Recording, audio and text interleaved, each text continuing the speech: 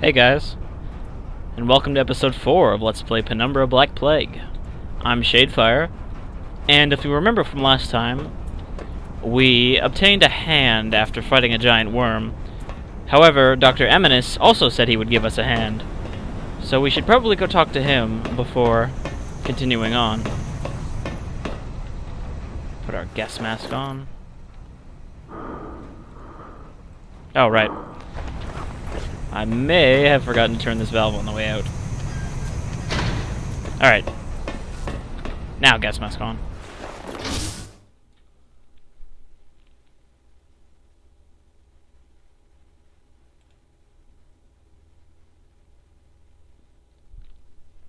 So, you're running around with a human body part in your backpack and I'm supposed to be the bad guy?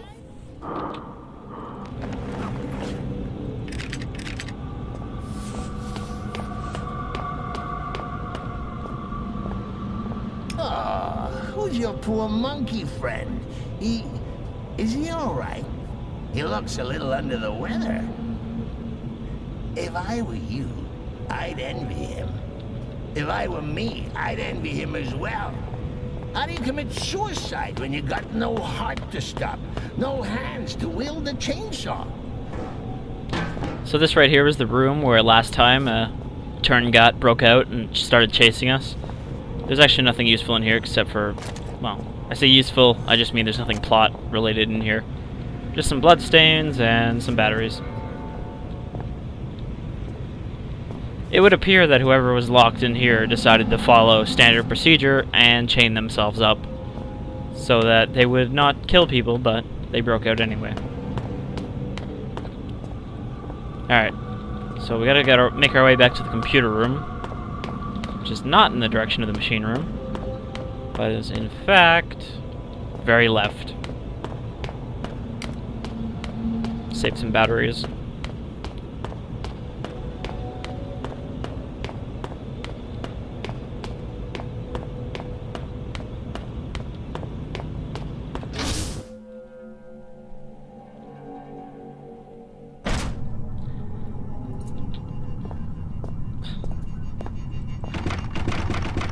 Dr. Eminiss, we don't need your hand anymore. Well, I'm sure he can find other uses for this saw. Good. It has been precisely 12 days, 11 hours, 39 minutes, and 12.4 seconds since something good last happened.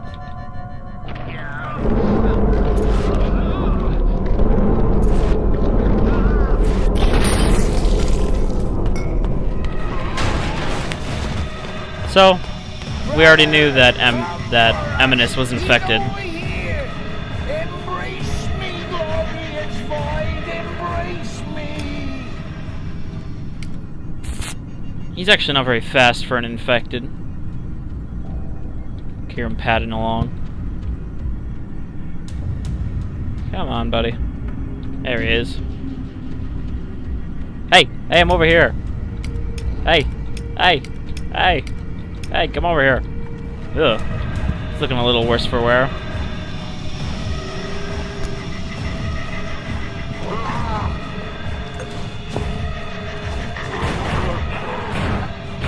My congratulations.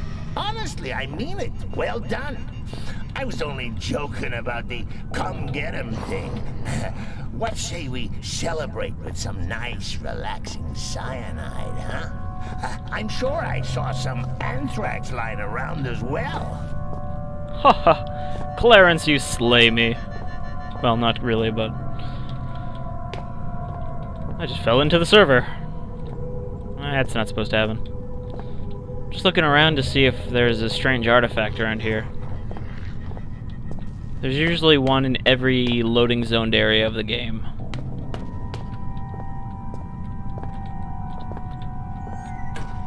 However, if you'll remember, we needed some server cards to start up the server.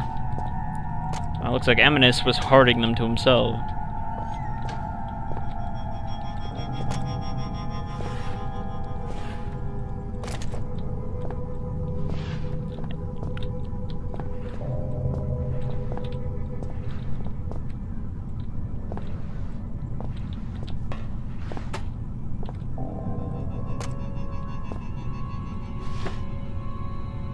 Take our saw back, if he's not going to use it properly. So why do we need to start up the network, you may be wondering? Well, the game doesn't directly go about telling you this, but essentially we need it to boot this computer so that we can unlock one of the doors. Oh, hush up in there. Alright, so red, blue, green. So, you remember that note that I had to reread that tells us how to set up the network cards? Basically, you just have to install programs onto it. And luckily, I actually remember the correct order for these. Take our new network, or boot card, and stick it in the boot hole. Boot hole.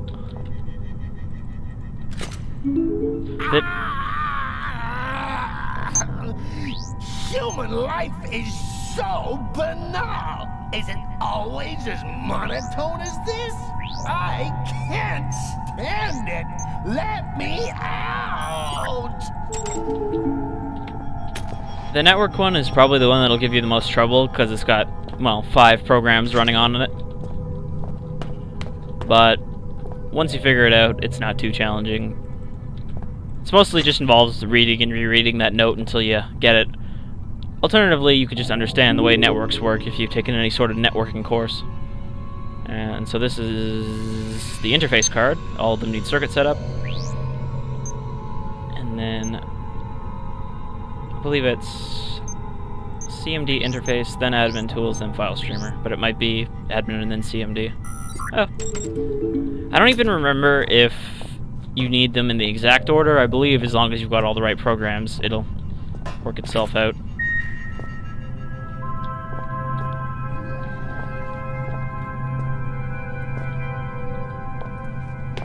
For some reason, restarting the network also turns the lights on. Anyway, so we can open up this computer now, where there is a shit ton of notes for you guys to read, and also some pictures. A picture of a cave, a picture of a tomb, and 3 notes. You know the drill.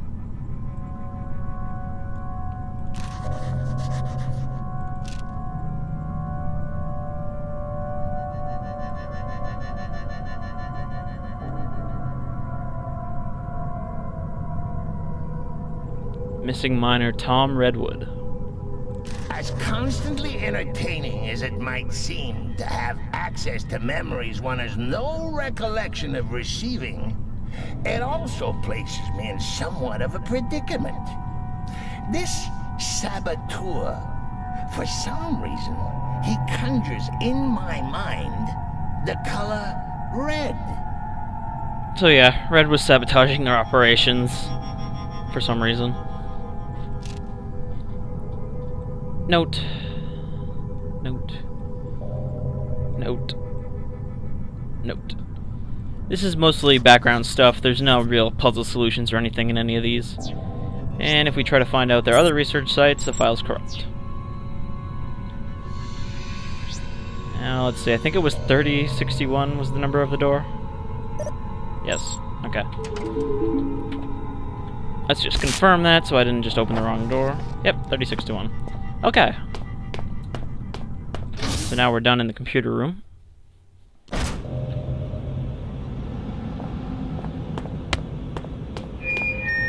This is residential. The archaic asks that viral biologists do not take their work home with them.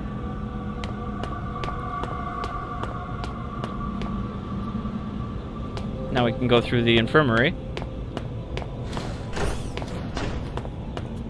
If you'll remember, while we do have the hand for the library, it's a hand and retinal scanner, so we're gonna need some eyes. We will, in fact, be needing eyes where we're going.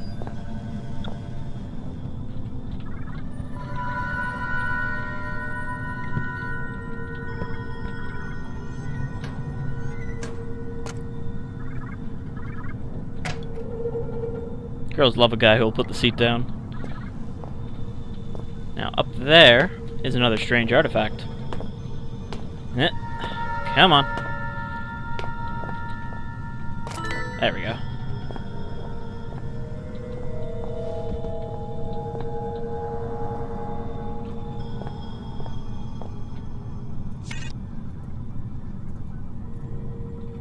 So apparently being infected makes us non-human all of a sudden.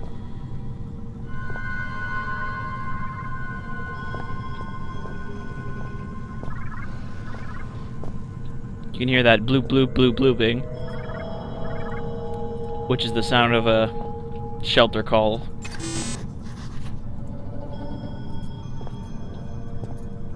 Should be an item lying around here. Ah, there it is. The emergency wristband.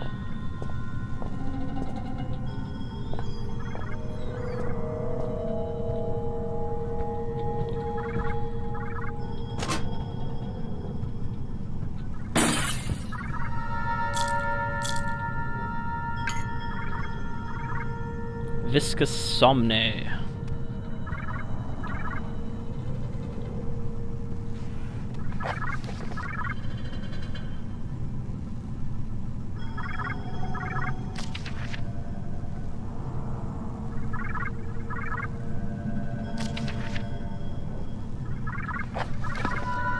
So, it seems the Archaic is using the sort of pseudo-scientific method of freezing people who are stricken ill and keeping them frozen until they discover a way to unfreeze them without them dying or freezing to death.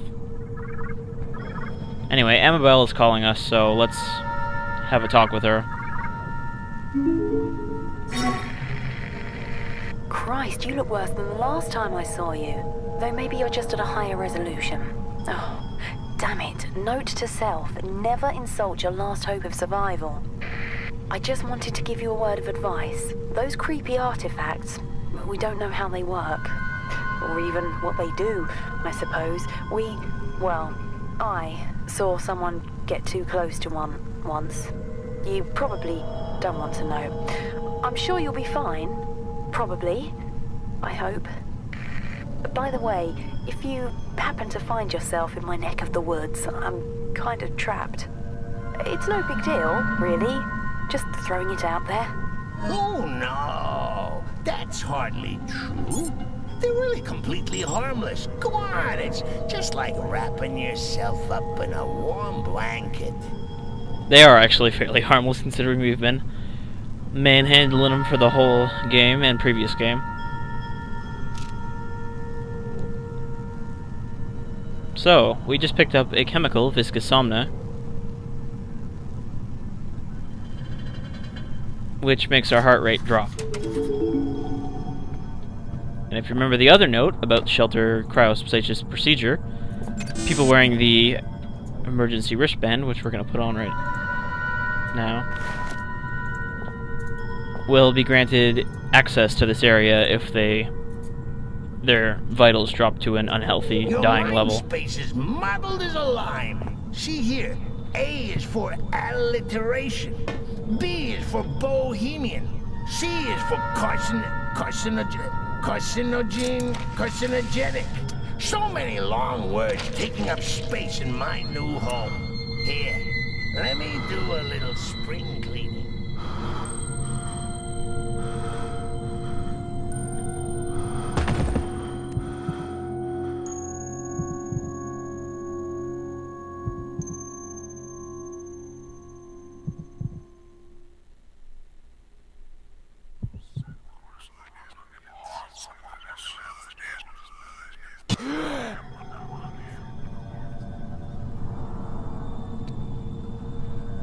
Damn it! For a moment there, I really thought that might have been curtains. That's surely a fun and safe idea, injecting yourself with a chemical that makes you nearly dead. Didn't work out so well for Juliet now, did it?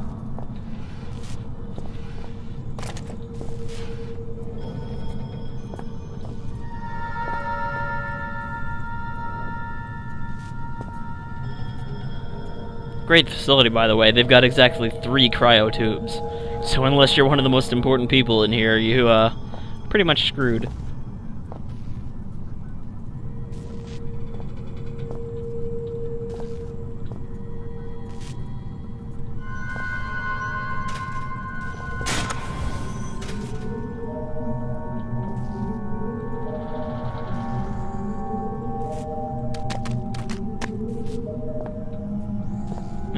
Come on. Yeah, just a little stuck.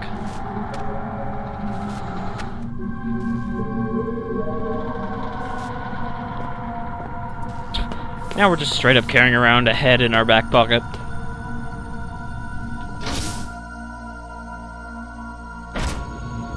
Remember a time when Philip was too grossed out to touch things with his bare hands. Alright, so now we can go to the library. Which is this way.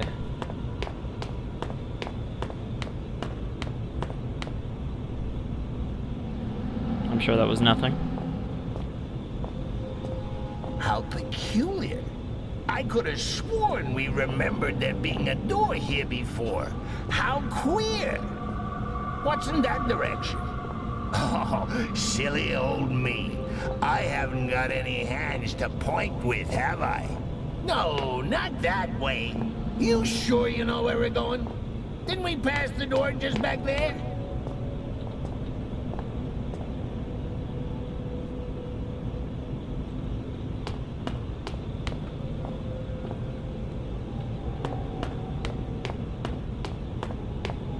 You see? You silly Billy.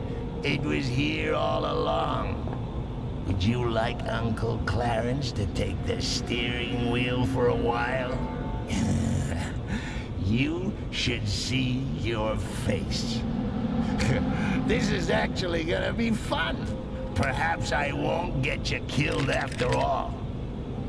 So Clarence is being a jerk again. Also, how can he see our face if we can't see our face and he sees what we see?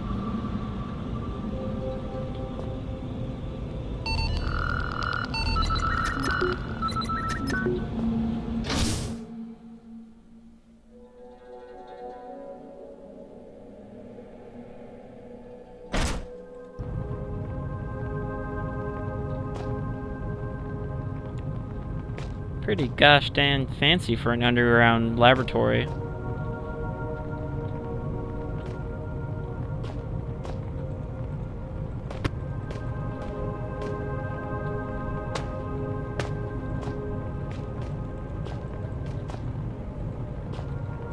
Nature.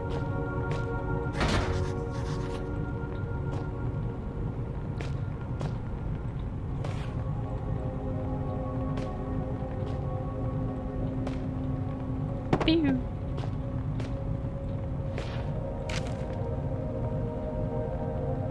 Hey, I can read this. Guess your old buddy Clarence comes through for you again, eh, monkey?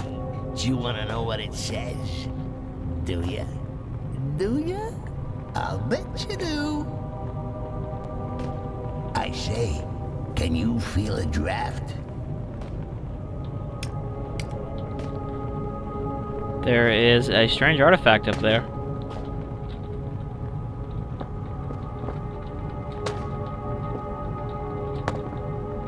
And I'm going to be very unhappy if I can't find a way to get up there.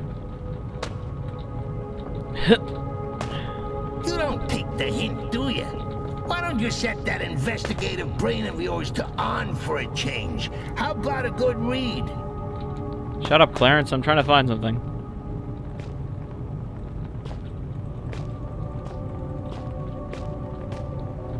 Fine, we'll take your stupid hints.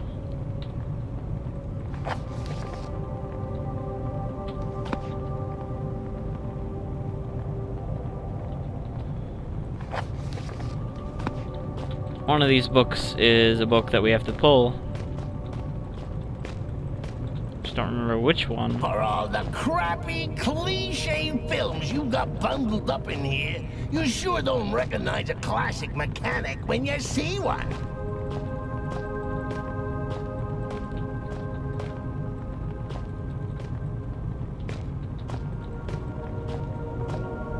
Oh, there it is.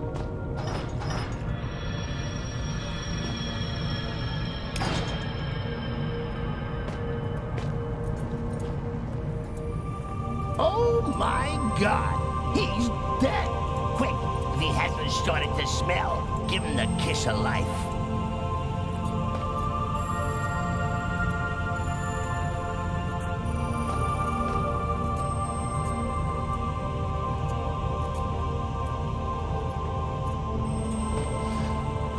And just like that, our whole journey has been without purpose.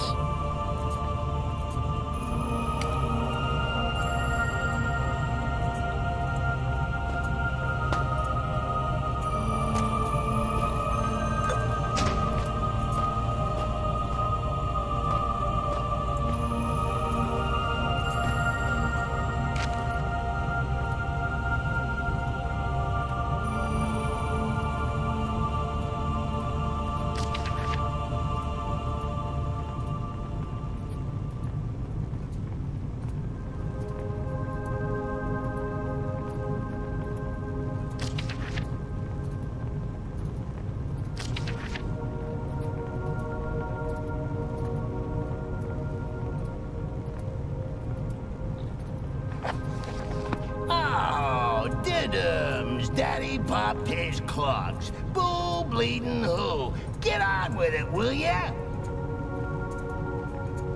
So clearly Howard, our father, encountered some sort of galactic horror when he spoke with the Turngate mind, and in a typical Lovecraftian fashion could not handle it, so he killed himself instead.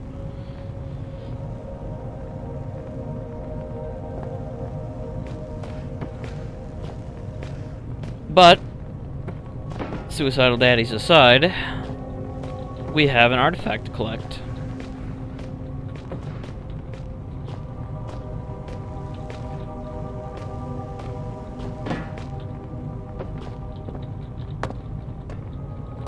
Gotcha.